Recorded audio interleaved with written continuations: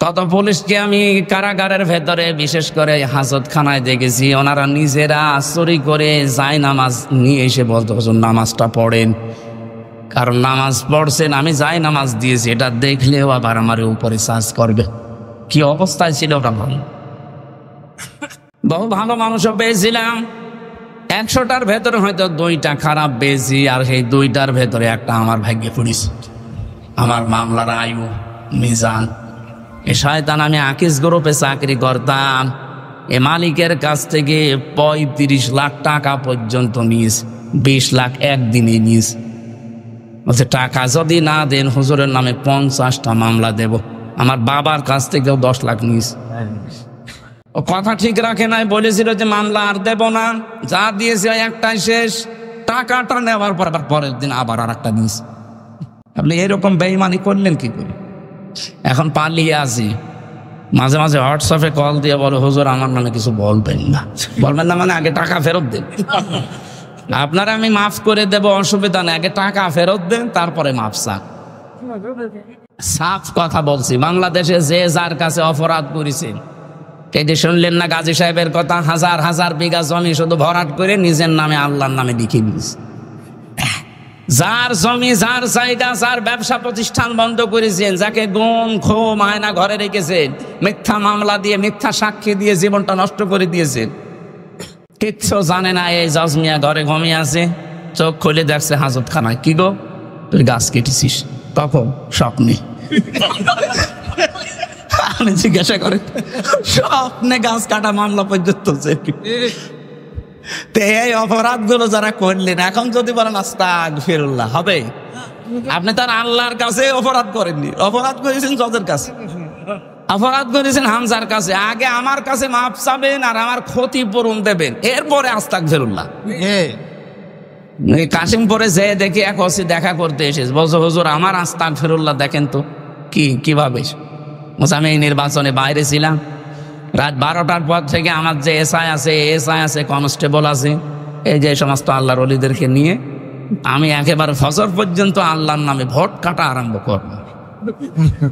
দেখেন কোরআন শরীফ আমার সামনে, এইভাবে বলছি। ফজর পর্যন্ত আমি আল্লাহর নামে ভোট কাটলাম, বাক্স ভর্তি করে জায়গা মতো পাঠিয়ে দিলাম।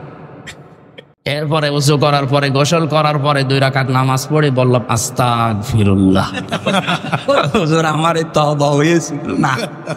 কিসের তওবা করলেন আপনি? আপনি কি আল্লাহর কাছে দোষ করেছেন? একটা এমপি বানাতে 3.5 লাখ 4 লাখ হামজা লাগে, এ কথা বলছেন না কেন?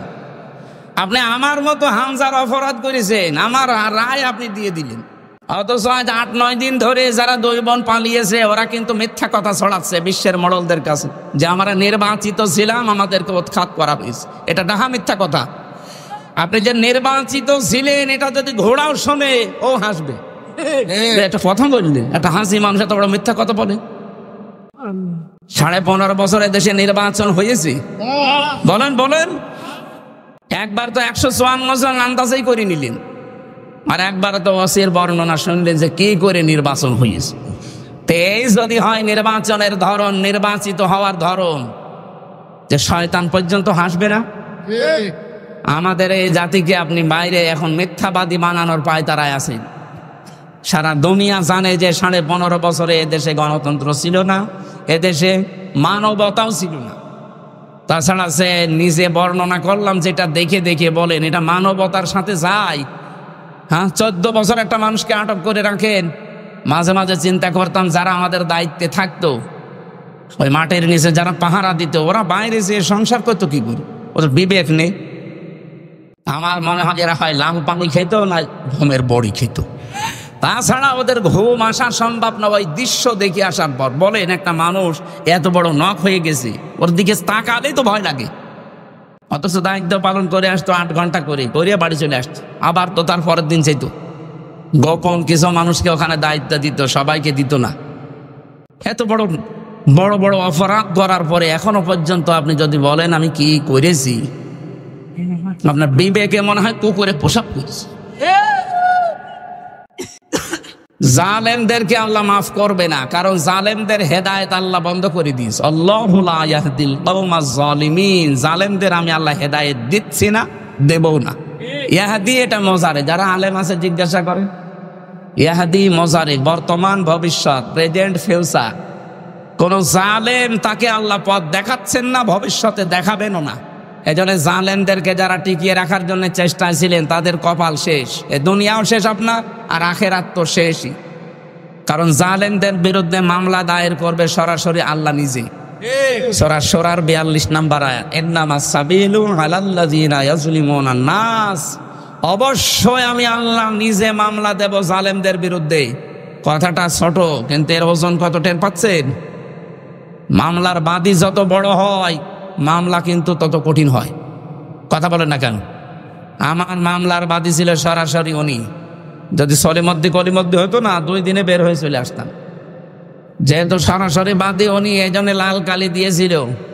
ওটা গেলেই জজ বলতো না, এটা বাদ দিয়ে নিয়ে আসে। অথচ বাইরে আমরা শুনতাম যে আইনের শাসন প্রতিষ্ঠা হচ্ছে। এই আইনের শাসনের ধরন, আমার জামিন পাওয়া আমার অধিকার না? বলেন, পেয়ে কি করবেন? একটা মামলায় পাবেন, গেট থেকে আর একটা মামলা দিয়ে ঢুকিয়ে দেবেন। এই ছিল দেশের গণতান্ত্রিক অধিকার, ন্যায় বিচারের এই ছিল বাংলাদেশে দৃষ্টান্ত। আর এটা বাইরের দেশে ছড়িয়েছে যে আমরা আইনের শাসন প্রতিষ্ঠা করেছি। নাউজুবিল্লাহ মিন যালিক। ভেতরে থেকে বহু মানুষকে, বিশেষ করে বিডিআরদের যে কান্নার আওয়াজ, এদের যে দীর্ঘশ্বাস, হাজারো বিডিআর, এরা তো এই প্রশাসনের মতোই মিথ্যা মামলা দিয়ে 14 বছর আটক করে রেখেছে। তাহাজ্জুদ পড়তে যখন উঠেছি রাতের বেলা, দেখতাম মুরব্বী যারা বিডিআর আহ করে একটা আওয়াজ দিত। আমার মনে হয় এই দীর্ঘশ্বাস, এই আওয়াজ আল্লাহর আরশে গিয়ে ধাক্কা খেয়েছে। জালেম কি এমনি পড়েছে? এই মানুষের দীর্ঘশ্বাস আর এদের বল দোয়ার আর লানতের কারণে পড়েছে। আল্লাহ পাক বলেন ওরা ষড়যন্ত্র করেছিল, এমন ষড়যন্ত্র মানুষ হতাশ হয়ে গেছে, না আর মনে হয় সূর্য উঠবে না। তো মাকার না, আমি আল্লাহ কিন্তু কৌশল করেছি। মাকরন, কৌশল করার মতো। অহুম লা ইয়াশউরুন, তারা টেরও পায়নি আমার কৌশল। এবার আসেন তো, শব্দ দুইটা এক। আমি আলেমদেরকে বলছি মাকারো মাকরাও, শব্দ দুইটা। এরপরেও মাকার না মাকরন, এখানেও শব্দ দুইটা। এর মূল মাদ্দা যেটা মেন কাফরা, মাকার মানে ষড়যন্ত্র করা, এটা কাফেরদের বেলায়। আর মুসলমানদের বেলায়, আল্লাহর বেলায় এটা ষড়যন্ত্র হবে না, হবে কৌশল। তাহলে এই বাংলাদেশে যারা ইসলামের বিরুদ্ধে, মানবতার বিরুদ্ধে অবস্থান নিয়ে যারা ষড়যন্ত্র করেছেন, তাদের বাংলা অর্থ করা লাগবে ষড়যন্ত্র, কূট বুদ্ধি।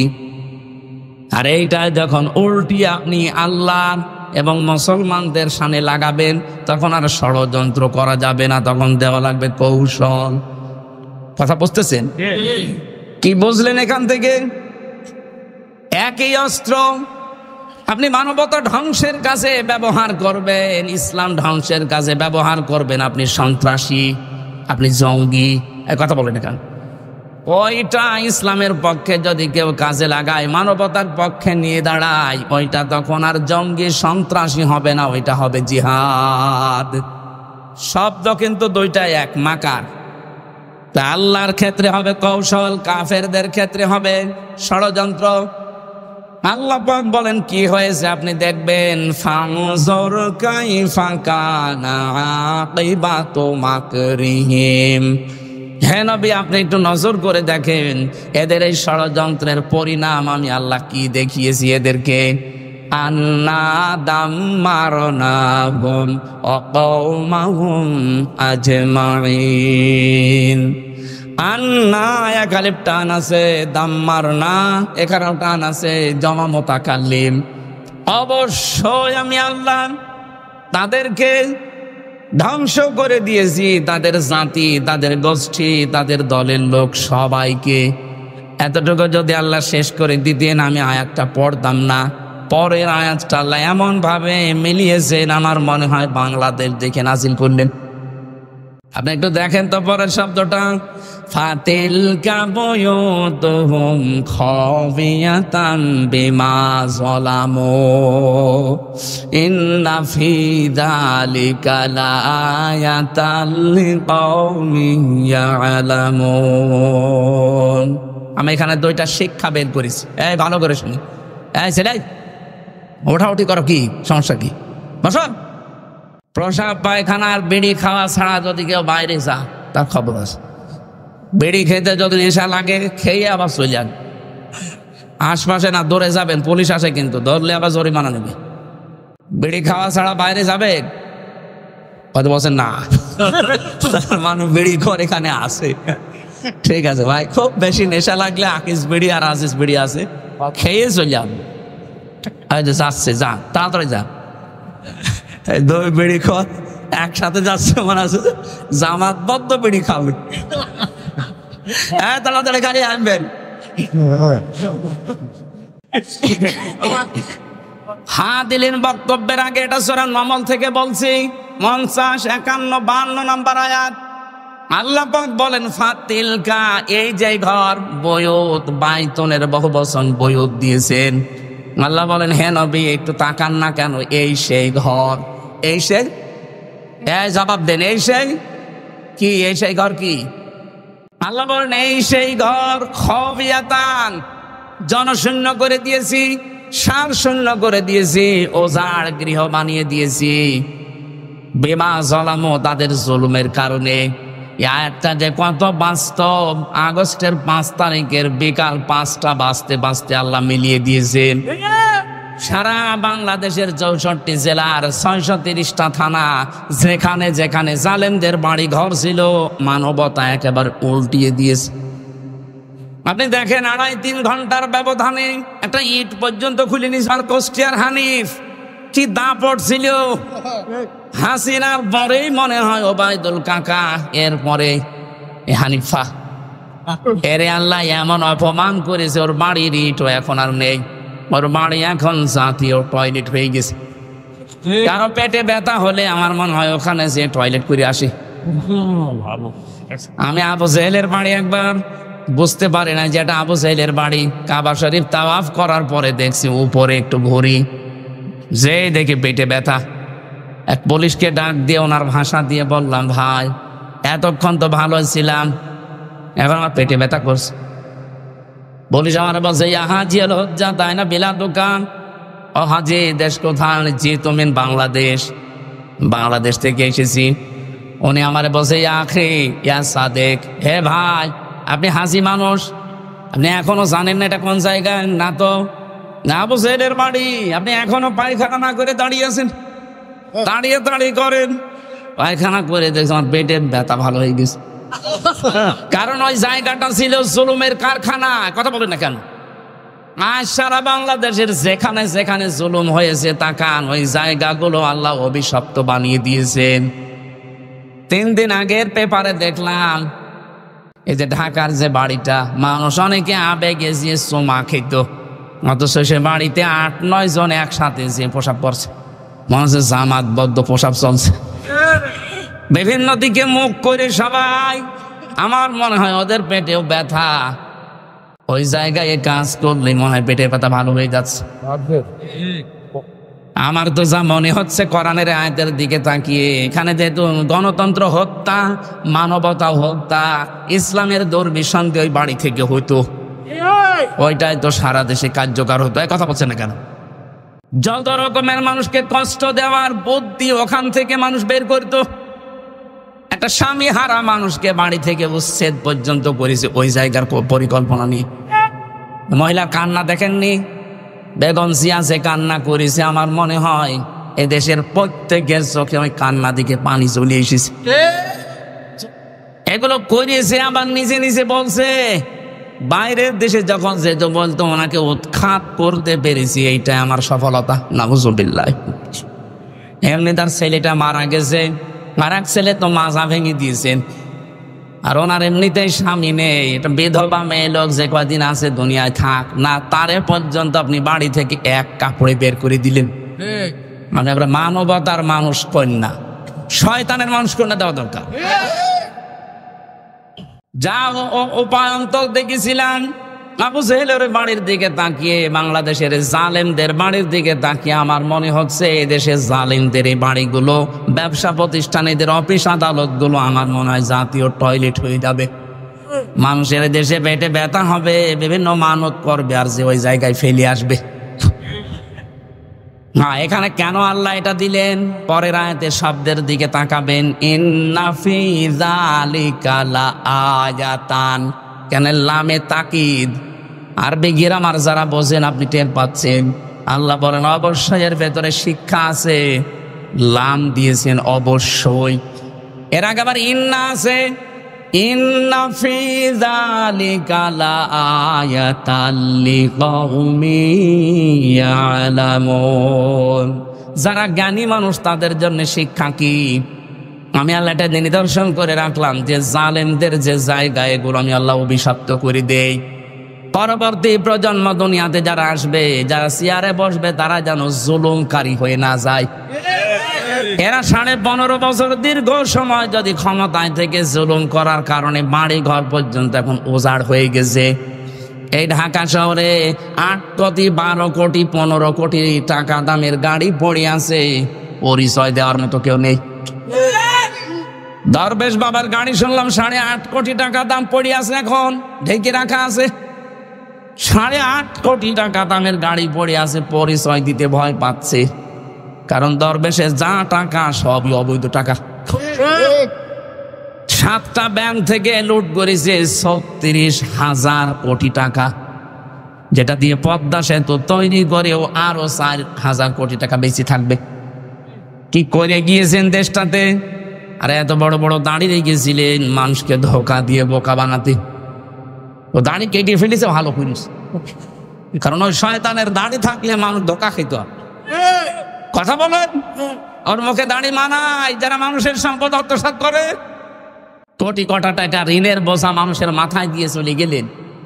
এই ঋণ পরিশোধ করতে এখন আমাদের গলা কাটা হয়ে দাঁড়িয়েছে।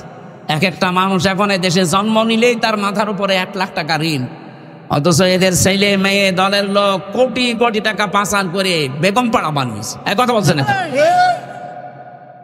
তাহলে আমরা এখান থেকে কি নিতে চাই?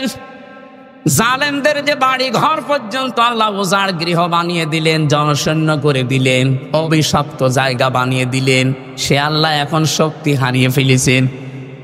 এই জন্য আগামীতে যারা আসবেন ক্ষমতার চেয়ারে বসে যেন জুলুম করবেন না। ওদের 15 বছরের ইতিহাস আল্লাহ যদি 3.5 ঘন্টায় পাল্টিয়ে দিতে পারে, আপনি তো 5 বছরে 3.5 ঘন্টা না 1 ঘন্টায় পাল্টিয়ে যাবেন।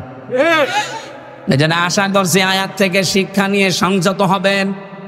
আল্লাহ পাক পরের আয়াতে আবার জানিয়েছেন, ওয়ানজাইনাল্লাযীনা আমানু ওয়া কানু ইয়াত্তাকুন। যারা এই দুনিয়ায় ঈমান এনেছিল সত্যিকারের, আর যারা তাকওয়া অবলম্বন করে চলেছিল, আমি আল্লাহ তাদের এই গজব থেকে বাঁচিয়ে দিয়েছি। দেখেন তো 15.5 বছরে 3.5 ঘন্টার ভেতরে সব উল্টিয়ে গেল। কিন্তু কত অসহায় মানুষ 15.5 বছরে ঈমানের উপরে টিকে ছিল, যারা এত জুলুম অত্যাচার নির্যাতন সহ্য করেও যারা উল্টা পাল্টা কাজ করেনি, আল্লাহ ঠিক তাদেরকে এখনো পথে দাঁড় করিয়ে রেখেছেন। এখনো তাদের মাথা সোজা আছে। নাইতো একটা মানুষ 350 মামলা মোকাবেলা করেও টিকে থাকতে পারে। আপনি টের পাচ্ছেন? আমি 2 মামলায় আমার জীবন অতিষ্ঠ হয়ে গেছে। ওর 313টা মামলা পেয়েছি, আমি বিএনপির একজনের, এখনো টিকে আছে। এই জন্য আমরা চাই আগামী প্রজন্ম যারাই আসবেন না কেন জালেম হবেন না। তাহলে আপনাকে আল্লাহ এই জালেমদের মতো নিচু করতে বেশি সময় নেবে না। এরপরেও যদি কেউ শিক্ষা না নেয়, ওর কপাল পোড়া। আল্লাহ আমাদেরকে তুমি বাঁচাও, বলেন আমিন। এই জন্য আমার কথা ছিল, যারা মিথ্যা কথা মানুষকে বলছেন আমরা নির্বাচিত ছিলাম, এই মিথ্যাটা আর বলবেন না। সারা দুনিয়া জানে যে আপনারা অনির্বাচিত, জোর করি 154 জন এমনি হয়ে গেছেন। কথা বলে না কেন? আমার বংশের 100 জনের প্রায় 98 জন এই আল্লাহর ওলি মরেছি। ওরা আমার মনে হয় নবীজিকে নবী মানতো শুধু নামে, ওদের আসল নবী ছিল বঙ্গবন্ধু। এমন কড়া, আমি 3টা বছর জেলে কোনোদিন খোঁজও নেয়নি, খবরও নেন। আমার আব্বাকে দেখলে আরো টিটকারি দিত। এই মানুষগুলো এই 2024-এর 5 আগস্টের 1:30টার পরে পরে কল দেওয়া আরম্ভ করেছে, ভাতিজা কোথায়? কুষ্টিয়া। বলছে আমরা সব জামাত ইসলাম। জামাত ইসলাম মানে 3.5 ঘন্টায় পাল্টিয়ে গেছে। এই মানুষগুলো কি করেছে দুনিয়ায়? এই চাচাটা আমার 3 বারের চেয়ারম্যান ছিল। আমার দাদা ছিল 21 বছর আর ইনি ছিল 3 বছর, আপনজন। আমি তো নিজে দেখেছি, শুধু মার্কা নিয়ে আসতো নৌকা আর আল্লাহ ওদের বানিয়ে দিত। নিজেও জানেন যে আমি চেয়ারম্যান হব।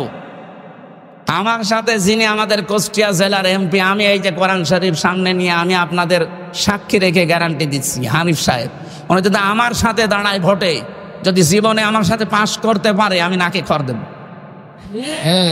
ওনার যে তলানিতে গেছে, কি করেছিলেন, কি হইল আপনার টাকা পয়সা নিয়ে? বাগেরহাট, সাতক্ষীরা, খুলনা, এই 3টা জেলার প্রায় অর্ধেক মাছের ঘেড় সব হানিফ সাহেবের টাকা কি ফেরেশতারা দিয়েছে? বলেন কি করে হইতে, কি করে কি করলেন আপনি টাকা দিয়ে? এখন তো পালিয়ে আছেন, এখন তো গর্তের ভেতরে, মুখ বের করলেন পিটিয়ে মানুষ মেরে ফেলবে। যা করেছেন, এই যে ইনো সাহেবকে মানুষ এখন পচা ডিম মারছে, অথচ ইসলামের বিরুদ্ধে মুখ ভেক্সকিয়ে কত কথা বলতো দেখেননি? কথা বলেন। ডাইরেক্ট ইনডাইরেক্ট যারা মানবতার ইসলামের বিরুদ্ধে ছিলেন, কাউকে আল্লাহ ছাড় দেয়নি, দেবেও না। আলাহুম আযাবুম মুহিন, যন্ত্রণাদায়ক আযাব আল্লাহ আপনাদের জন্য রেডি করে রেখেছে। তার প্রমাণ এই কালামানিক কলার পাতায় শুয়েছে আল্লাহ, ওর বেশি পর্যন্ত উঠে গেছে। ওর সংসার করার কাজ শেষ, ওর বউ ডেকে কিনা দেখে, আমার মনে হয় ওর বউ চিন্তা করবে ওর কাছে থেকে আমি করবো, ও দেখা যাচ্ছে আর একজনের ধর্ম। এটা আল্লাহর সব চাইতে একেবারে নিম্ন শাস্তি। কেন আল্লাহ এটা দিয়েছেন? ইন্নামা নুমলি লাহুম লিয়াজদাদু ইসমা, এটা সূরা আলে ইমরানে। যখন ওদের পাপের বোঝা পরিপূর্ণ হয়ে যায়, তখন আল্লাহ আর ছাড় দেয় না। বিচারের চেয়ারে বসে কত অবিচার করেছে এই কালামানিক, এই কথা বলছেন না? জামাত বিএনপির নাম শুনলেও একবারে আন্দাজে চোখ বন্ধ করে রায় দিয়ে দিত ফাঁসি। ওটা যদি মুরগি চুরি মামলা হয় তাও ফাঁসি দিত। অথচ মানুষ হত্যা করে বসে আছে, তাকে রাষ্ট্রপতির ক্ষমায় সসম্মানে বের করে দিত। আল্লাহ ছাড় দিয়েছেন কিন্তু ছেড়ে দেননি। আমরা চাই যারা এই দাঙ্গা বাঁধানোর চিন্তায় আছেন, ফেসবুকের সমস্ত ভুয়া নিউজ শুনে আপনারা উদ্বুদ্ধ হবেন না, বিশ্বাস করবেন না, এগুলো সব ওদের বানানো। আর ওরা বসে বসে 2 বোন এই গুটি চালতেছে। আমরা যেন এই ষড়যন্ত্রে পা না দেই। এ দেশে যা আছে অনেক ভালো আছি আমরা, বাইরের বহু দেশে আমি ঘুরেছি, সাম্প্রদায়িক সম্প্রীতি এত বেশি পৃথিবীর কোনো দেশে নেই। ইসকন নিয়ে যেটা সমস্যা চলছে, এটা আন্তর্জাতিক ভাবে না। ইসকন এবং হিন্দু এক জিনিস না, ওকে বলাৎকারের জন্য পর্যন্ত ইসকন থেকে বহিষ্কার করা হয়েছে। এখন সব বের হচ্ছে, তার যে চরিত্র সব ভিডিও বের হচ্ছে। সুতরাং হিন্দু ভাইরা যারা আছেন, অন্য ধর্মের যারা আছেন, উস্কানিতে পা দেবেন না। আর এই ফেসবুকের 100টার মনে হয় প্রায় 70টা কথা মিথ্যা কথা। এই কথা বিশ্বাস করে কেউ যদি আবেগে আপ্লুত হয়ে না, সেই যশোরে একবার গিয়েছিলাম মাহফিলে, 18 সালে 19 সালে যশোর MM কলেজের মেয়েরা মিছিল করছে ইফটিজিং এর বিরুদ্ধে, ডাইরেক্ট অ্যাকশন। একটা 20 বছর 25 বছরের যুবতী মেয়ে, বুকে কোনো ওড়না নেই, একটা স্কিন টাইট প্যান্ট পরা, গেঞ্জি হাফ গেঞ্জি গায়ে দিয়ে, হাতাও হাতা নেই, এরকম একটা মেয়ে যদি এক হাতে ব্যানার ধরে আর এক হাতে বলে ইফটিজিং এর বিরুদ্ধে ডাইরেক্ট অ্যাকশন, কেমন লাগে বলেন তো? তখন আমি বাসে চলতাম, চিন্তা করলাম যশোরের ওই পালবাড়ি মোড়ে পুলিশ আবার ধরলে না জানে এবার কোন সালের অপরাধী বলে চালিয়ে দেয়। ঢুকলাম পাশে এক চার দোকানে, ঢুকে দেখছে পুলিশ চা খাচ্ছে। আরে ভাই, আপনার যন্ত্রণায় আসলাম আমি এখানে, আর আপনি আমার সামনে। একটা কথা বলি, বলে এই যে মিছিল আসতেছি, যশোর MM কলেজের মেয়েরা অনার্সে মাস্টার্সে পড়ে, 22 বছর 25 বছর বয়স, বুকে কোনো ওড়না নেই। দেখছেন না কিভাবে মিছিল করছে? এক হাতে ব্যানার আর এক হাতে ইফটিজিং এর বিরুদ্ধে ডাইরেক্ট অ্যাকশন দিচ্ছে। পুলিশ আমার বলছে, হুজুর যে জিনিস আমি দেখছি মনে হচ্ছে ইফটিজিং আমি আগে তো কি বলেছি। তাই জানে আপনারা উদ্বুদ্ধ হয়ে এরকম ইফটিজিং আমি আগে করে শুরু করেন না। ওনাদের ষড়যন্ত্র ওনাদের কাছে থাক, কেউ এই ষড়যন্ত্রে পা দেবেন না। এই যে কল রেকর্ড গুলো মাঝে মাঝে ফাঁস হয়, আপনি তো বাস্তবতা জানেন না। নিজে কল দেয়, নিজে রেকর্ড করে, নিজে এডিটিং করে লোক দিয়ে নিজেই ছেড়ে দেয়, মানুষের ভেতর একটা ভীতি তৈরি করার জন্য। আর বলে যে এই পুলিশ এই আওয়ামী লীগ এই বিএনপি এই জামাতের লোকগুলো লিস্ট করে রাখো, আমি আসতেছি, আপনি আসেন। আপনি চট করে আসবেন, শর্ট করে আয়না ঘরে ঢুকিয়ে দেবেন। ঘন্টামে করে জায়গা পান না, যা করেছেন আল্লাহ আপনাকে মাফ করবেন। পৃথিবীর ইতিহাস পাল্টিয়ে দিয়েছেন আপনারা। আমি বললাম না, বিশ্ববিদ্যালয়ে থাকাকালীন বহু ইতিহাস পড়েছি, কিন্তু এরকম কঠিন কড়া মানুষ এত নিচে নামতে পারে ক্ষমতার কারণে আমি কোনোদিন ইতিহাসে পড়ি নাই, শুনিও নাই। আমরা তো এতদিন বেঁচে ছিলাম, এই 15.5 বছর যারা বিরোধীতে যারাই আছি, শুধু ওই 14 দল বাদ দিয়ে বাকি সবই আমরা বিরোধী। কথা বলেন না কেন? আর সবগুলো আমরা মাজলুম, সে যে দলেরই হোক। আমরা বেঁচে ছিলাম শুধু পাগল মনে করি। হাজ্জাজ বিন ইউসুফ এই লোকটা জালেম ছিল। পিয়াদারা যে বলছে স্যার আপনার জন্য তো বাইরে যাওয়া যায় না, মানুষ খালি গালি দেয়। গালি কে দেয় আমি দেখবো। ছদ্মবেশ নিয়ে বাইরে গেছি, এক গ্রাম্য লোক রাস্তায়, এই বেটা হাজ্জাজ বিন ইউসুফ লোকটা কেমন? কেমন মানে তো জালেম। জালে না, ওর বাবাও জালেম, ও জালেম। যেই বলেছে জালেম, ওর কেছে মাথা খারাপ। বেটা আমার ছিল না, ছদ্মবেশ খুলে বলছে আমি সে হাজ্জাজ বিন ইউসুফ। চিন্তা করছে আমার তো মাথা থাকবে না। ডাক দিয়ে বলছে বাদশাহ নামদার, আপনি আমার চেনেন? না, আমি এই গ্রামের ওই লোক যার মাসে 2 দিন মাথা খারাপ হয়, আজকে তার পয়লা দিন। পাগল পাগল বলে বেশি গিয়েছে। আমরা ওই 15.5 বছরে ওই 14 দল বাদ দিয়ে যারাই ছিলাম পাগল বলেছিলাম। হ্যাঁ কথা বলছেন, পাগল বলে বেশি ছিলাম। মাসে 2 দিন আমাদের মাথা খারাপ হইতো, ওইটা তার পয়লা দিন। আল্লাহ আমাদের বিশাল জগদ্দল একটা পাথর তিনি সরিয়ে দিয়েছেন, আমাদেরকে আল্লাহ বাঁচিয়েছেন। এই পাথর যেন কিয়ামতের আগে দেশে আর ঘুরে না আসে। কথা বলেন না কেন?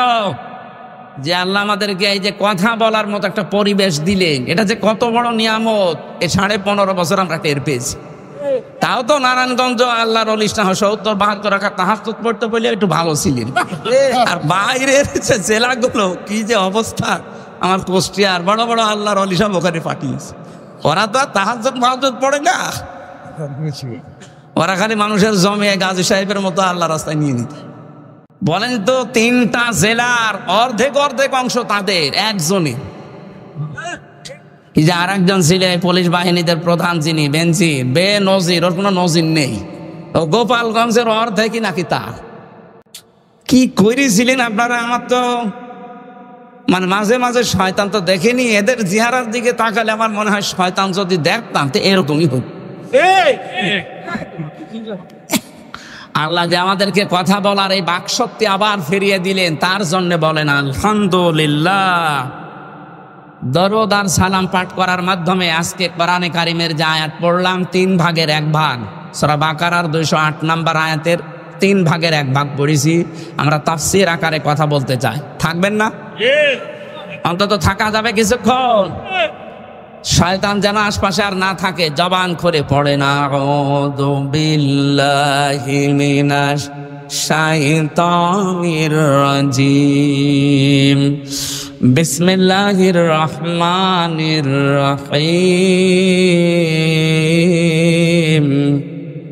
ইয়া আইয়ুহাল্লাযীনা আমানু দুখুলু ফিস-সিলমি কাফা। একটু ভালো করে শুনবেন, অ্যাক্টিভ ভাবে 10 মিনিট শোনেন, দেখবেন অনেকগুলো শিক্ষা আসবে। সূরা বাকারা 286টা আয়াত আছে, 40 রুকু আছে, মাত্র একটা আয়াতের 3 ভাগের 1 ভাগ পড়েছি। আমার এই মাথায় যত কথা আয়াত সম্পর্কে আছে, এই 1-1.5 ঘন্টা 2 ঘন্টা না, আমার জীবনের শেষ পর্যন্ত যদি আয়াত নিয়ে আলোচনা হয় জীবন শেষ হয়ে যাবে, এত কথা এর ভেতরে লুকিয়ে রেখেছি। আমরা তাফসীর আকারে বলতে চাই, আপনারা চলে যাবেন নাকি? যে 2-1 যাচ্ছে, ওরকে বেড়ি খেতে যাচ্ছে, হ্যাঁ আবার এসে পড়বেন। কিন্তু ইমানদারকে আল্লাহ ডাক দিয়েছেন, এখানে যদি কোনো বেঈমান থাকেন তাহলে চলে যান। বিড়ি খেলে কি মানুষ বেঈমান হয়ে যায়? না না, বিড়ি খাওয়া খুব অত বড় গুনাহ না যে আপনি বেঈমান হয়ে যাবেন। আপনার মুখ বন্ধ হয়, আপনার লাঞ্চ নষ্ট হয়। শয়তানের যত কাজ কারবার আছে তার ভেতরে একটা কাজ শয়তান অপচয় করে। কথা বলেন না, তাহলে যারা বিড়ি খান এর দ্বারা কোন লাভটা হয় বলেন? অপচয় ছাড়া। এই জন্য যারা এগুলো খান বা খাচ্ছেন, আশা করছি আমি দয়া করে আপনার কাছে বলছি ছেড়ে দেবেন ভাই। যদিও আমি আকিস গ্রুপে আছি, এদের কাজই বিড়ি তৈরি করা, তারপরে ওদের ব্যবসা অন্তত বন্ধ হোক। আপনারা ছেড়ে দেন, ওদের ব্যবসা বন্ধ হয়ে যাবে। আমি বলেছিলাম সেদিন মালিককে যে স্যার এইটা ছেড়ে দিলেই ভালো হয়। বলছিলাম তো ওইটা নেই, ওটার ভেতরে আমরা নেই, ওগুলো এখন আমেরিকা টোবাকোর কাছে বেশি দিয়েছি।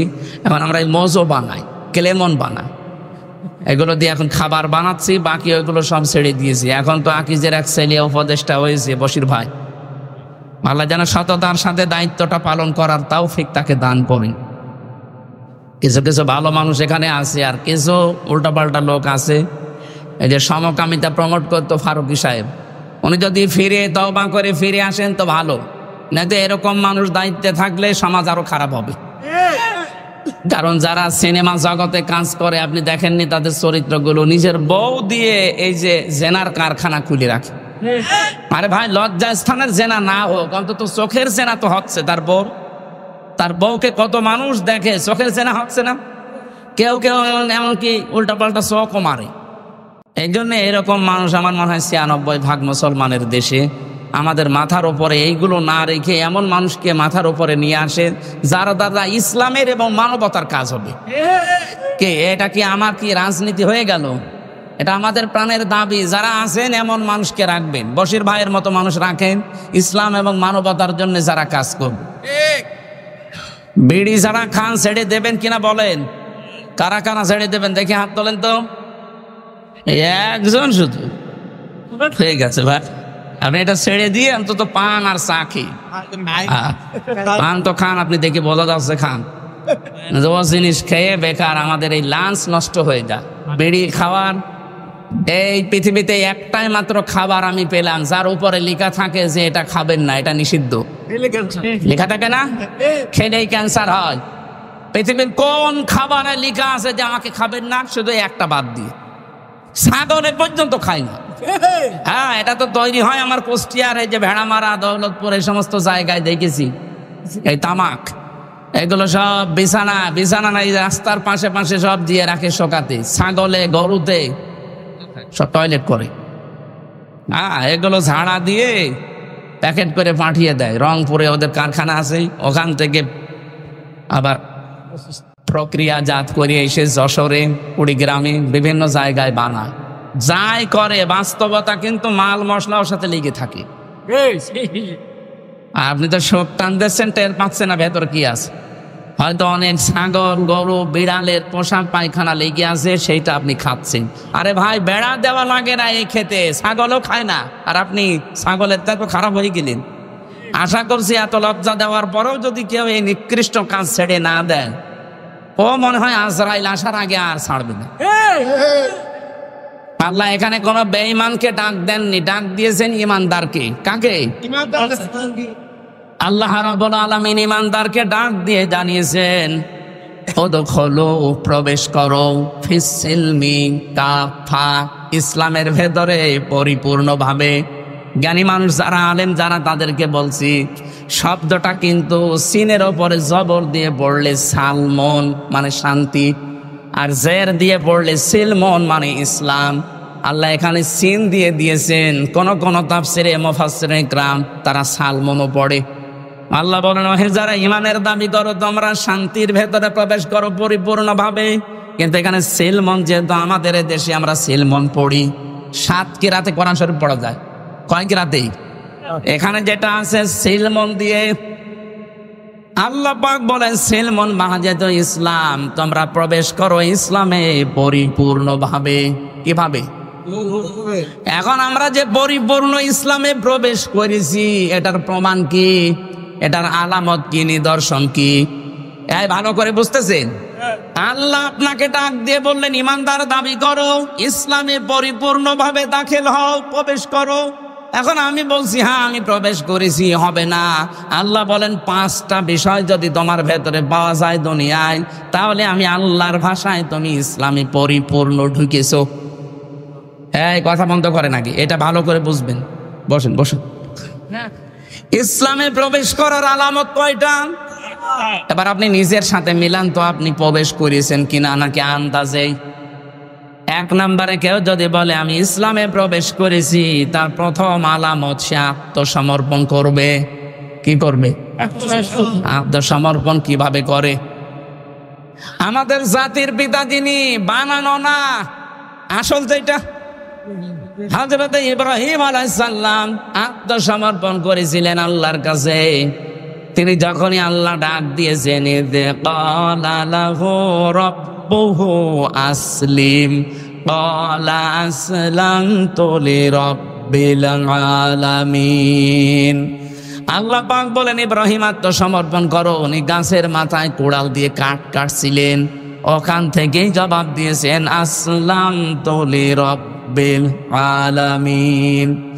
আমি এই যে কিছুক্ষণ আগে বলেছিলাম না, ইব্রাহিম নবী খাতনা করেছিলেন, এটা তার সুন্নাত। ওই গাছের মাথায় বসে উনি খাতনা করেছিলেন।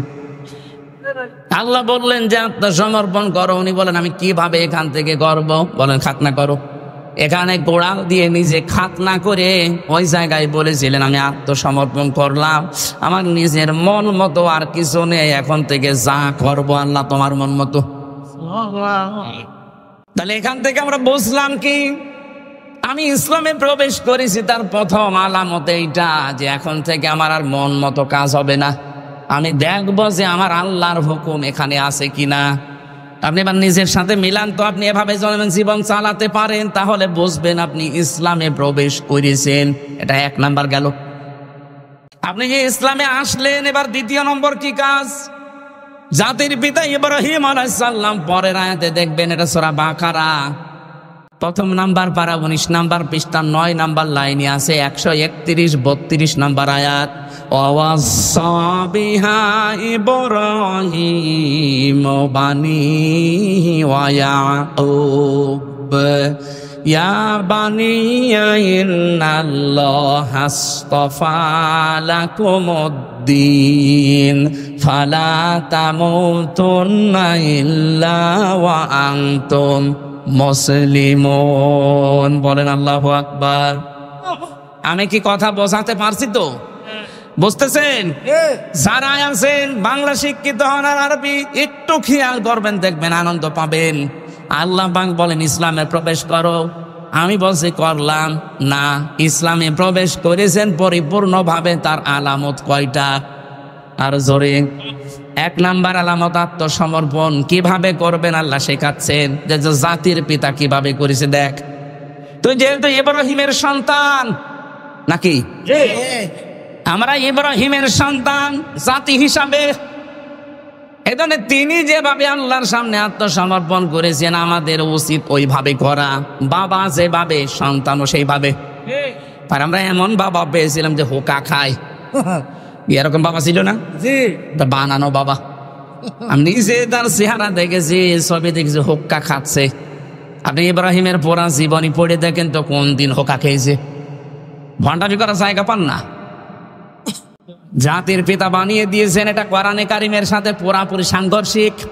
সূরা হজের 78 নাম্বার আয়াতের মাঝের আছে, মিল্লাতা আবিকুম ইব্রাহিম হুয়া সাম্মাকুমুল মুসলিমিন। তোমাদের জাতির পিতা আমি আল্লাহর ঘোষণা দেওয়া একজন, নাম কি? আর জোরে বলেন। এই জায়গায় কোনো মত পার্থক্য করা যাবে না, কোনো ভাগাভাগি নেই। কিসের ভাগ করেন আপনি? আপনি যদি অন্য জাতির লোক হন, আপনার পিতা আলাদা হতে পারে। আমরা যারা এদেশে মুসলিম, কথা বলেন, হুয়া সাম্মাকুমুল মুসলিমিন, তিনি তোমাদের নাম মুসলমান রেখেছেন। আমাদের বাবা হিসাবে তিনি আমাদের নাম রাখলেন মুসলিম। আর আমরা এমন বাবা এখানে বসে আছি, সন্তানের নাম এমন নাম রেখেছে, ও হিন্দু না মুসলমান, ও সাতা বোঝা যায় না। কি কথা বলছেন না কেন? আপনি বলেন তো, নিরপেক্ষ দৃষ্টি দিয়ে পুতুল, জয়, কোন কোন ধর্মের লোক? আপনি আন্দাজে কি বলবেন বলেন? এই নামগুলো শুনলে কি বোঝা যায় যে কি কি নামের? আরে জেনারেল শিক্ষিত বলেন, আর জেনারেল কিছু জানে না। তো জেনারেল জিয়া জেনারেল ছিল না? তার ছেলের নাম দেখেছেন তারেক রহমান বা তারেক জিয়া, আরাফাত রহমান। কি নামগুলো কত সুন্দর, ইসলামের সাথে মিল করে রেখে দিয়েছে। আরাফাতের ময়দানে জিয়াউর রহমান লক্ষ লক্ষ গাছ লাগিয়েছিলেন। নিম গাছ না, জিয়া গাছ বলে ওই দেশে। জিয়ার জীবনে যদি কিছুই কবুল না হয়, আমার তো মনে হয় আরাফাতে লক্ষ লক্ষ হাজিরা যে আশ্রয় নেয় এই গাছের নিচে। আমি নিজেও ছিলাম। কত মানুষ অন্তত মনের অশান্তি দোয়া করছে, আল্লাহ এই যে ছায়ার ব্যবস্থা যিনি করে দিলেন বাংলার জমিন থেকে এসে, তাকে তুমি শান্তি দিও। হাজিদের দোয়া আরাফাতের ময়দানে কবুল হবে না? জি। আর আপনি কোথায় কি দোয়া করছেন? এমন নাম বাবা হিসাবে দায়িত্ব সন্তানের উপর আপনার 11টা। কয়টা? এখানে যারা বাবা আছেন, কয়টা দায়িত্ব পালন করলে বাবা হওয়া যায়? 11টা। কয়টা? আরো জোরে বলেন। 1 নম্বরে তার একটা সুন্দর অর্থবোধক নাম রাখা। যদি কারো নাম উল্টা পাল্টা রেখেও থাকেন, আজকে যিনি অতিথি হিসাবে দেখে কথা বললেন মাহবুবুর রহমান, রহমানের সবচাইতে প্রিয় বান্দা মাহবুবুর রহমান। এ শব্দের বাংলা অর্থ মাহবুব মানে প্রিয়। মাহবুব মানে কি? মানিরুজ্জামান একজনের নাম দেখলাম। মনির মানে আলো, জামান মানে এই যে এখন যা জামানা চলছে, জামানার আলো, এরকম একটা অর্থবোধক নাম রাখেন। আপনার নাম বাবা হিসাবে তো ভালোই নাম ছিল মুজিবুর রহমান, কিন্তু নামগুলো পরবর্তী প্রজন্ম এসে টিউলিপ, জয়, পুতুল, কি কি নাম রেখেছেন মাফ করুন, আর নাম রেখেছে ডেঞ্জার। হ্যাঁ, আমি জেলখানায় অনেকগুলো মানুষের নাম এমন পেয়েছিলাম, ডেঞ্জার রাসু, ভয়ঙ্কর তাজ। আর একজন ছিল আমাদের উপরতলায়, ওনার নাম ছিল সুইডেন আসলাম। পরবর্তীতে ওনার জীবনী নিয়ে সিনেমা বানিয়েছে মান্নার আসলাম ভাই। ওনার কাছে হুজুর কিছু জানে না, সব খবর আমার কাছে আছে। কি ডেঞ্জার মানুষ ছিল বলেন তো, যার নাম নিয়ে সিনেমা পর্যন্ত বানিয়েছে। দেখেছেন আসলাম ভাই সিনেমা দেখেছেন? আপনারা তো আল্লাহর ওলি, ওইসব লাইনের লোক না। ওনার জীবনী নিয়ে ওইটা বানিয়েছে। কি নাম, নামের আগে সুইডেন লাগিয়ে দিয়েছে। যেজনের নাম বাবা হিসাবে এমন একটা অর্থবোধক নাম আলেমদেরকে জিজ্ঞাসা করে রাখবেন, কিয়ামতে আল্লাহ যখন বিচারের কাঠগড়ায় দাঁড় করিয়ে দেখবে না, এরে মাফ করার কিচ্ছু নেই, অন্তত নামটা দেখে যেন মাফ করে দেন। কিয়ামতে আল্লাহ মরিয়ম এ নামে যখন ডাক দেবেন, লক্ষ লক্ষ মরিয়ম হাজির হয়ে যাবে। আল্লাহ পাক বলে, আমি এত মরিয়ম চাইনি, আমি চেয়েছি ঈসা নবীর মা মরিয়মকে। মরিয়ম নামের মেয়েরা বলবে, রব্বুল আলামিন তুমি তো ঈসা নবীর মা মরিয়ম ডাক দাওনি, বলেছো মরিয়ম। দুনিয়াতে তোমার হুকুম না মেনে একবার ভুল করেছি, আজকে তোমার এই হুকুমে সাড়া দিয়ে আমরা হাজির হয়ে গেছি। আল্লাহ বলেন, আমার রহমতের জরিয়ায় জশ পয়দা হয়ে গেছে, যা ঈসা নবীর মা মরিয়মের সাথে জামিনের মিল আছে, আমি আল্লাহ তাদেরকেও আজকে মাফ করে দিলাম। বাবা যারা আছেন অর্থবোধক নাম রাখবেন, কিন্তু আমি এটা আমার সাবজেক্ট না হলে ইঙ্গিত দিলাম। আমাদের নাম মুসলিম জাতির পিতা হিসাবে ইব্রাহিম নবী রেখেছিলেন। আল্লাহ পাক বলেন, তিনি ইন্তেকালের আগে তার সন্তানদেরকে ডাক দিলেন, এমনকি ইয়াকুব নবী। এই 2 জন নবীর আয়াত এটা, তারা 2 জন ডাক দিয়ে বলেছিলেন, ইয়া বুনাইয়া, হে আমার কলিজার টুকরা সন্তানেরা, ইন্নাল্লাহা আসতাফা লাকুমুদ্দিন। ভালো করে শুনবেন, অবশ্যই আল্লাহ নির্বাচিত করেছেন, চয়ন করেছেন, পছন্দ করেছেন, তোমাদের জন্য মনোনীত করেছেন দিন হিসাবে। কি হিসাবে? কি দিন? কি না না, এখানে আল্লাহ বলেন লাকুমুদ্দিন, তোমাদের জন্য একটা দিন আল্লাহ নির্ধারিত করলেন, নির্বাচিত করলেন, পছন্দ করলেন, চয়ন করলেন। এখন এই যে নির্বাচিত যে দিনটা, আর কি সারা দুনিয়ায় এখন দিন আছে প্রায় 4,500। কত দিন? মানে যদি ধর্ম বলেন তাহলে 4,500 ধর্ম আছে এই দুনিয়ায়, তার ভেতরে ইসলাম একটা। আল্লাহ বলেন যে দিন হিসাবে যেটা মনোনীত করলাম সেটার নাম কি জানো? ইন্নাদ-দীনা ইনদাল্লাহিল ইসলাম। আমার কাছে মনোনীত একটাই ধর্ম আছে, তার নাম ইসলাম। আরো জোরে বলেন, অমাইয়াবতাগি গায়রাল ইসলামি দীনান ফালা ইকবালা মিন। দুনিয়ায় যদি ইসলাম বাদ দিয়ে অন্য কোনো কিছু দিয়ে কেউ আল্লাহর কাছে যেতে চায়, ওর জীবনের কোনো কিছু কবুল হচ্ছে না, হবে না। এখানে ধর্ম ভীরু যারা আসে, যে ধর্মের লোক হোক, আজ হিন্দু, বৌদ্ধ, খ্রিস্টান, বিভিন্ন দেশে বিভিন্ন ধর্ম যারা পালন করছে, এমনকি এটা রেকর্ড হচ্ছে, কালকে ছড়িয়ে যাবে সারা পৃথিবীতে। আমি আহ্বান জানাবো আপনাকে, আমি ইসলাম ধর্ম গ্রহণ করার জন্য বলছি না, কিন্তু ইসলাম গ্রহণ করা যায় যেটা পড়লে আপনি কোরআনটা একটু পড়েন, ইংরেজিতেই পড়েন, উর্দুতে পড়েন, ফার্সিতে পড়েন, হিন্দিতে পড়েন। ৪৫০০ ভাষায় এই কোরআন এখন রূপান্তরিত করা আছে, ব্যাখ্যা করা আছে। আমি আহ্বান জানাচ্ছি অন্য ধর্মের লোকদেরকে, আপনি ইসলাম গ্রহণ করতে আমি বাধ্য করছি না, কারণ ইসলামে জোর জবরদস্তি লা ইকরাহা ফিদ্দীন। আমাদের দিন যেটা ইসলাম, এখানে কোনো জবরদস্তি নেই, কোনো বাড়াবাড়ি নেই। আপনাদের আমরা বলছি আপনি একটু মেনে নিন, একটু পড়েন কোরআনটা, আরবিতে পড়েন আর ইংরেজিতে পড়েন। পুরাটা একবার যদি আপনি শেষ করেন আর যদি মানুষ হয়ে থাকেন, মানবতা একটু কাজ করে বিবেক, আপনি দেখবেন মুসলমান না হয়ে পারবেন না। কারণ দুনিয়াতে একটাই শান্তির ধর্ম আছে। ৮০০ বছর এই পৃথিবীটা, আমাদের এই অঞ্চলটা মুসলমানরা স্বাধীন চালিয়েছে রাষ্ট্র, এই ভারতবর্ষ। কত ৮০০ বছর যদি আমাদের ধর্মে জোর জবরদস্তি থাকতো, আল্লাহর কসমে ৮০০ বছরে ভারতবর্ষে একটাও হিন্দু পেতেন না। কই আমরা তো এটা করি নাই, অথচ এই কয়েক বছরের ভেতরে আপনারা মোদির শাসন আমলে দেখতে পাচ্ছেন মুসলমানদের মসজিদের সামনে যে ওরা উদু দিচ্ছে।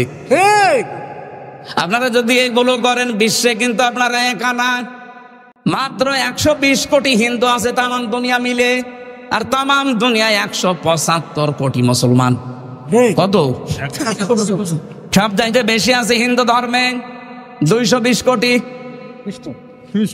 ২৩০ কোটি খ্রিস্টান, তারা সব চাইতে বেশি আছে জাতি হিসাবে ২ নম্বরে। কিন্তু আমরা একেবারে ফেলে দেওয়ার মতো না। ঝামেলা করলে সারা পৃথিবীর মুসলমান যদি এক হয়ে যায়, শেষে আর পোড়ানোর মতো হিন্দু পাওয়া যাবে না। এজন্য আমরা সব মিলেমিশে থাকতে চাই। আজ ভারতবর্ষে যা করছেন, এটা দেখলে আমাদের কান্না আসে যে আপনাদেরকে আমরা ৪ ভাগ ৯৬ ভাগ মুসলমান, আমরা মাত্র ৪ ভাগ আপনারা জামায়া ধরে রেখেছি। কথা বলছেন এখানে ৮০০ বছর শাসন হয়েছে, একটা মানুষকেও জোর করি না যে মুসলমান হওয়াই লাগবে, এখনো করি না। শুধু বলছে আপনি পড়েন, ধর্মীয় গ্রন্থ যদি সত্যি পড়েন আপনার বিবেকে নাড়া দেবে। পুরাটা একবার পড়ে দেখেন। এই যে লরেন বুথ, টনি বেলওয়ারের শালিকা, ৩ বছর কোরআনে কারিম একাধারে পড়ার পরেও খ্রিস্টান মুসলমান হয়ে গেছে। সাংবাদিকরা জিজ্ঞাসা করছে, আপনি খ্রিস্টান জাতিতে, আপনি মুসলমান হয়ে গেলেন কেন? লরেন বুথ বলছে, দেখেন আমি কোরআনে কারিম মুসলমানদের ধর্মীয় গ্রন্থ পুরা ৩ বছর টানা টানা করে পড়েছি, আনা কম জানা কম করে না, বুঝে বুঝে পড়েছি ব্যাখ্যা সহ। ৩ বছর আমি ৫৩ জায়গায় লাল দাগ দিয়েছিলাম। ওরা বলে আমাদের ধর্মীয় গ্রন্থ কোরআনে কোনো ভুল নেই, আমি পেয়েছি ৫৩ জায়গায় লাল দাগ দিয়ে দিয়ে ভুল ধরলাম। তো আল্লাহ যেখানেই ভুল ধরি দেখি তার পরের আয়াতে পরের পাড়ায় আল্লাহ এই জবাব ১৫০০ বছর আগে দিয়ে দিয়েছে। শেষে আমার জীবনের ভুল ধরা পড়ে গেছে, আমি আর নিজের ধর্মেই থাকি নাই, চলে এসেছি ইসলামে। লরেন বুথ কিন্তু যেমন তেমন মেয়ে লোক না, টনি বেলওয়ারের শালিকা, অনার্স মাস্টার্স এবং পিএইচডি করা একজন মহিলা। এই মহিলা যদি এই অবস্থায় ৩টি বছর কোরআনের কাছে এসে নিজের ধর্ম বাদ দিতে পারে, বাংলাদেশ সহ বিশ্বে যারা অন্য ধর্ম মানেন, আপনি যদি সত্যি পরবর্তী যে জগৎ আসতেছে এটা বিশ্বাস করে থাকেন, আমরা পরকালে বিশ্বাসী, আর হিন্দুরা পুনর্জন্মে বিশ্বাস, ওরা আর একবার জন্ম নেবে আবার আসবে, যদিও এটা বাস্তবতার সাথে মেলে না। এজন্য আহ্বান জানাবো, আপনারা আসেন, আমাদের ধর্মীয় গ্রন্থ এটা সবার জন্য উন্মুক্ত। আপনাদের অন্যান্য ধর্মের মতো না যে ধর্মীয় গ্রন্থ খালি ওই ঠাকুররা পড়তে পারবে আর কেউ পড়তে পারবে না, এটা সবার জন্য, সে যেই হোক। কথা বলেন না কেন? হাদা বায়ানুল লিন্নাস হুদাল লিন্নাস। মানুষ আপনি পড়েন, আপনাকে পরিবর্তন করতে কোরআন বাধ্য করবে, এমন কিছু আল্লাহ এর ভেতরে দিয়ে রেখেছে। তাহলে এই যে ষড়যন্ত্রগুলো হচ্ছে, এটা আশা করি বন্ধ হয়ে যাবে। তাহলে দিন হিসাবে আল্লাহর কাছে মনোনীত ইসলাম, ইসলাম বাদ দিয়ে অন্য কোনো নিয়ম নীতি দিয়ে আল্লাহকে রাজি করা যাবে না। ৪৫০০ ধর্মের কোনো ধর্ম আল্লাহর কাছে গ্রহণযোগ্য না, শুধু ইসলাম বাদ দিয়ে। সুতরাং যারা ইসলাম পেয়েছি, ইসলাম মানি, বলেন আলহামদুলিল্লাহ। আমি ইসলামে পরিপূর্ণ প্রবেশ করেছি, তার প্রথম আলামত হচ্ছে আমি আত্মসমর্পণ করব কার কাছে? ইসলামের কাছে। কার কাছে? 2 নম্বরে আমি যে পরিপূর্ণ ইসলামে প্রবেশ করেছি তার প্রমাণ আমি এই যে লিখে এনেছিলাম তাফসীর থেকে, আমার ইখলাস থাকা লাগবে। কি থাকা লাগবে? ইখলাস মানে যা করব আমি আল্লাহর জন্য, কাউকে দেখানোর জন্য। কিছু যদি দানও করি আমি লোক দেখানোর জন্য করি না, এটা যা করি প্রকাশে গোপনে কার জন্য। এটা যখন তৈরি হবে 100 ভাগ, তখন আপনি বুঝবেন যে হ্যাঁ আপনি ইসলামে প্রবেশ করেছেন। 3 নম্বরে আপনার চরিত্র হওয়া লাগবে উন্নত চরিত্র। আমাদের চরিত্রের যে অভ্যাস, সামনাসামনি দেখলে বোঝা যায় না, পেছনে ওর চরিত্র শয়তানের চাইতেও খারাপ। এখানে বহু মানুষের মোবাইল আছে, এমন দৃশ্যগুলো মোবাইলে রেখে দিয়েছেন সেভ করে, নিজের জিনিস দেখলে আনন্দ পায়, অন্য কেউ দেখলে লজ্জা পায়। এরকম দৃশ্য নেই? বলেন, এটা উন্নত চরিত্রের কাজ, যেটা আমি নিজে দেখবো, আমার বাবাও দেখতে পারবে। কথা বলেন না কেন? আর আমি দেখলে আনন্দ লাগবে, অন্য কেউ দেখলে আমার কাছে লজ্জা লাগবে। এটাই তো চরিত্রের মহা অবক্ষয়। যাদের কম্পিউটারে মোবাইলে এরকম দৃশ্য আছে, এই মুহূর্তে ওটা ডিলিট করা লাগবে। কারা কারা এরকম অদৃশ্যগুলো ডিলিট করবেন? হাত তোলেন তো। একজন দেখি, মোবাইল দেখি। বাটন মোবাইল খাবো, বাটন মোবাইল তোর মোবাইলে কিছু আছে? আমার মনে হয় বান্ধবের নাম্বার সেভ করা আছে। খাসাটা কি থাকবো? যাদের এরকম এই যে স্ক্রিন টাচ মোবাইল আছে, যা সেভ করে রেখেছেন, নিজে দেখলে আনন্দ পান, অন্য কেউ দেখলে লজ্জা পান, ওটা ডিলিট করা লাগবে। উন্নত চরিত্র করতে হলে লাইনে না গেলে আপনি পারবেন না। 4 নাম্বার আপনার আকীদা বিশুদ্ধ হওয়া লাগবে। আজ বাংলাদেশ জামাত ইসলামের যারা আছে, এদের একটা মিথ্যা তহমত লাগিয়ে দেয় যে এদের আকীদা ঠিক নেই। তোমার আকীদা এত ভালো, একটু ফাঁসির দড়ি গলার কাছে আসুক, আকীদা সব বেরিয়ে যাবে। সুতরাং উল্টা পাল্টা ফতোয়া দিয়ে মজলুম একটা দল এই বাংলাদেশে, এই 53 বছরের সবচাইতে বেশি জুলুমের শিকার এই বাংলাদেশ জামাত ইসলামী। এই মজলুম দলের উপরে মিথ্যা তহমতটা দিয়ে নিজের গোনার পাল্লা ভারী করাবেন না। তাদের আকীদা ঠিক নেই, আপনার আকীদা খুব ভালো আছে। আপনার যে সমস্ত বইপত্র লেখা, ওর ভেতরে আকীদার তো আও নেই, শুধু বেআকিদার কথা লেখা। আর উল্টা পাল্টা যে ফতোয়া দিয়ে এদের আন্দাজে ভুল ধরেন, এদের পুরা বইটা পড়ে দেখবেন। আকীদা বাংলাদেশের সবচাইতে আকীদা শুদ্ধ এদের আকীদা। খালি ফতোয়া দিয়ে বেড়ায় মানুষের বিরুদ্ধে, নিজেরটা ঠিক নেই। 5 নম্বরে শুধু আকীদা শুদ্ধ হলে হবে না, লেনদেনে স্বচ্ছ থাকা লাগবে। বাংলাদেশে এটা সমস্যা বেশি। দেখতে তো ভালো মানুষ মনে হয়, 5 ওয়াক্ত নামাজ পড়ে, রোজা রাখে, হজ করে এসেছে, কোন দোকানে যদি বাকি থাকে ও দোকানের সামনে দিয়ে যায় না।